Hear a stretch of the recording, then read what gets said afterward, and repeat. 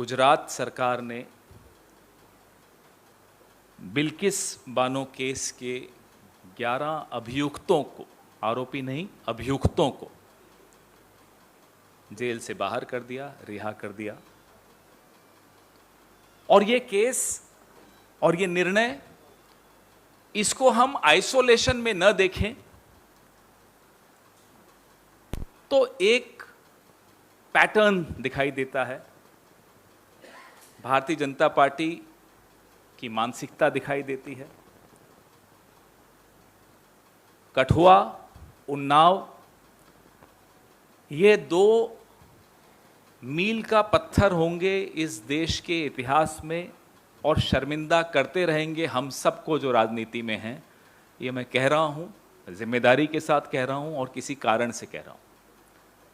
पहली बार एक राष्ट्रीय राजनीतिक दल के ऑफिस बेयरर्स, के कार्यकर्ता और उसके समर्थक सड़कों पर बलात्कारियों के पक्ष में रैली निकालते हुए नजर आए थे, जुलूस निकालते हुए नजर आए थे, नारे लगाते हुए सुनाई दिए थे। यह पहली बार हुआ इस स्वतंत्र भारत के इतिहास में। और उसके बाद कल जो हुआ, कल हम तो नहीं, आप तो नहीं, लेकिन कुछ लोग अभी भी प्रधानमंत्री की मुंह से निकली हुई बातों को गंभीरता से लेते हैं।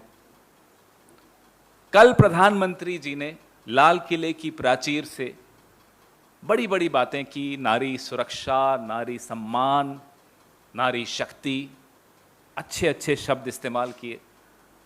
अब हम तो जिसको अंग्रेजी में सिनिकल कहते हैं, हो चुके हैं, प्रधानमंत्री जी ने कर दिया है, लेकिन कुछ लोग हैं जो गंभीरता से लेते हैं अभी भी इन बातों। कुछ घंटों के बाद गुजरात सरकार ने एक ऐसा निर्णय लिया जो अप्रत्याशित था, जो कभी नहीं हुआ। रेप कन्विक्ट्स, बलात्कार के अभियुक्त, दोषी नहीं, वो तो आरोपी होता है, अभियुक्त, दे वर कन्विक्टेड, उनको आपने रिहा कर दिया कि 14 साल हो गए हैं, इनका कंडक्ट अच्छा है जेल में। और नेचर ऑफ क्राइम, ये 3 पैरामीटर्स, ये 3 मापदंड गुजरात के एडिशनल चीफ सेक्रेटरी जो गृह विभाग देखते हैं, उन्होंने कहा कल कि 14 साल कंप्लीट हो गए हैं और उनकी उम्र, नेचर ऑफ क्राइम और बिहेवियर इन प्रिजन, यह देखते हुए यह निर्णय लिया गया। नेचर ऑफ क्राइम पर ही अगर हम अपनी बात को रखें सीमित, तो क्या बलात्कार उस कैटेगरी में नहीं आता, उस श्रेणी में नहीं आता जिसमें कड़ी से कड़ी सजा मिले उनको? जितनी कड़ी सजा हो उतनी कम मानी जाती है। फिर आज हमने यह भी देखा कि जो रिहा हुए हैं उनकी आरती उतारी जा रही है, उनको तिलक किया जा रहा है, दे आर बीइंग फेलिसिटेटेड। यह है अमृत महोत्सव, यह है प्रधानमंत्री की कथनी और करनी में अंतर। या तो प्रधानमंत्री की सुननी लोगों ने बंद कर दी है, उनके अपने लोगों ने, उनकी अपनी सरकारों ने, या फिर प्रधानमंत्री जी देश को कुछ और कहते हैं और फोन उठाकर अपनी राज्य सरकारों को कुछ और कहते हैं। और यह ऐसा केस है बिल्किस बानो का, जिसमें सुप्रीम कोर्ट ने बिल्किस बानो को 50 लाख का मुआवजा देने का आदेश गुजरात सरकार को दिया था, और अभी कुछ साल पहले 2017 में दिया था। पहली बार ऐसा हुआ था। यह ऐसा ऑर्डर था सुप्रीम कोर्ट का जिससे यह साबित हुआ था कि बिल्किस बानो के साथ जो हुआ वो साबित हो गया है कि वो गलत हुआ, गैर कानूनी हुआ, उनके साथ अपराध हुआ, उनके पर अत्याचार हुआ, उस परिवार पर अत्याचार हुआ। एक 4-5 साल की बच्ची को जमीन पर देकर मार दिया, और जो गैंगरेप हुआ वो अलग। उसके बाद प्रधानमंत्री जी की हिम्मत कैसे होती है कि लाल किले पर खड़े होकर इस तरह की बातें करें? अब तो हैरानी भी नहीं होती, लेकिन फिर भी कुछ ना कुछ ये ऐसा रोज कर देते हैं जो चौंका देता है, जो और दुखी कर देता है और विश्वास लोगों का सरकारों पर से खत्म कर देता है। कांग्रेस पार्टी प्रधानमंत्री नरेंद्र मोदी जी से निवेदन करती है कि या तो आप आकर बता दीजिए कि कल जो आपने लाल किले की प्राचीर से कहा था वो सिर्फ शब्द मात्र थे। उन शब्दों पर आपको खुद भरोसा नहीं था, क्योंकि आपका अपना इतिहास पिछले 8-10 साल का है जिसमें आप महिलाओं का सम्मान करते हुए बड़ी अच्छी तरह से सुनाई देते। वो 50 करोड़ की गर्लफ्रेंड बोलना हो, कांग्रेस की विधवा बोलना हो, जर्सी गाय बोलना हो, शुपनखा बोलना हो एक महिला सांसद को, ये तमाम शब्द आप ही के हैं। तो will the real Narendra Modi stand up please? असली नरेंद्र मोदी कौन है? जो लाल किले की प्राचीर से आकर झूठ परोसते हैं, या जो अपनी ही गुजरात सरकार से बलात्कार के अभियुक्तों को रिहाई का आदेश दिलवाते हैं? कांग्रेस पार्टी और यह देश जानना चाहता है आपके सवाल।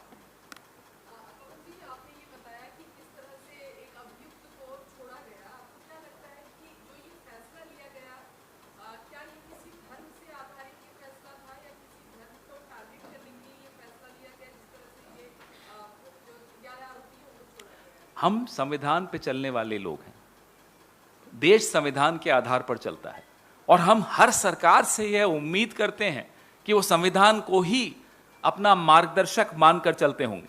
अगर कोई संविधान सम्मत निर्णय नहीं ले रहा है तो उनकी नीयत में क्या है वो मुझसे मत पूछिए आप, वो हमें और आपको सबको समझ में आ रहा है कि संविधान को यह आज भी उतना ही सम्मान करते थे जितना उस वक्त कर रहे थे जब ये बाबा साहब अंबेडकर जी लिख रहे थे ये संविधान। तब भी इनके मन में कोई सम्मान नहीं था संविधान के प्रति।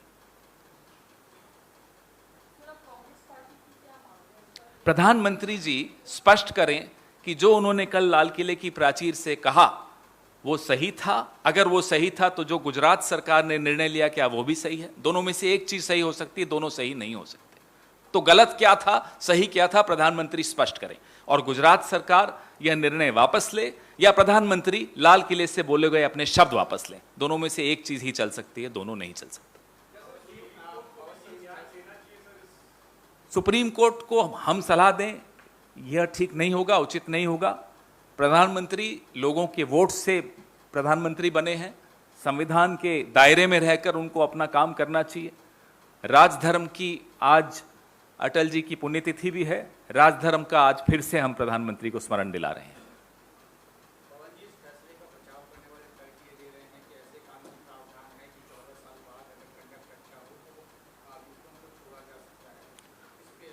आजादी के अमृत महोत्सव पे प्रधानमंत्री के मुंह से निकले गए उन नारी सम्मान, नारी शक्ति के शब्दों के बाद कुछ घंटों बाद यही अभियुक्त मिले थे इन्हें रिहा करने के लिए, जो कि बलात्कार जैसे गंभीर संगीन आरोप में अभियुक्त बने हों। तो यह तो सोच समझ कर किया गया है। ऐसी सोच पर लानत है जो बलात्कारियों के साथ खड़ी हुई दिखती, और यह पहली बार नहीं हुआ। मैंने आपको कठुआ और उन्नाव का भी उदाहरण दिया, जब भारतीय जनता पार्टी के मंत्री स्तर के लोग सड़क पर रैली निकाल रहे थे बलात्कारियों के पक्ष में। तो इसके बाद कोई सवाल नहीं रह जाता, कोई जवाब नहीं रह जाता। इसके बाद तो सिर्फ एक तथ्य रह जाता है। तथ्य वो यह है कि प्रधानमंत्री जो कहते हैं वो करते नहीं हैं।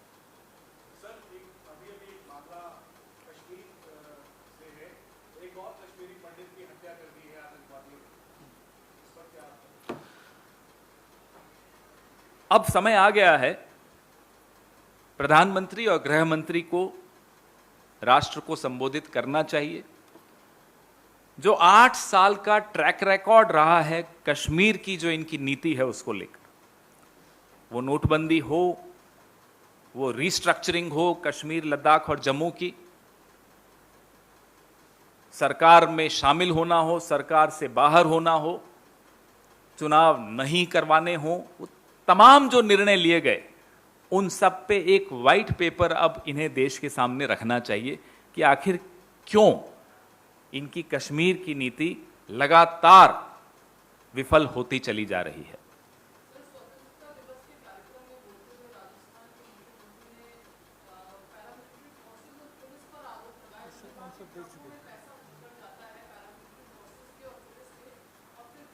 मुझे लगता है इससे पहली वाली प्रेस वार्ता में तो सारा ये क्वेश्चन आंसर्स हो ही गए हैं।